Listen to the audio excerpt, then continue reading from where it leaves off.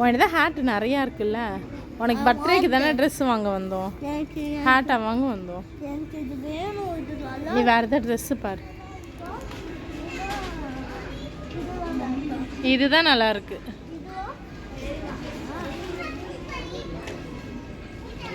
ஏய் இது நல்லா இல்லைடா, ஃபஸ்ட்டு போட்டது தான் நல்லா இருக்கு.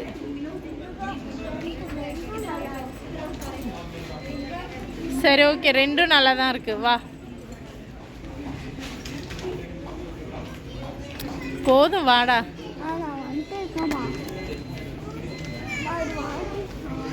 சரி வா, வேற பார்க்க போலாம் வா.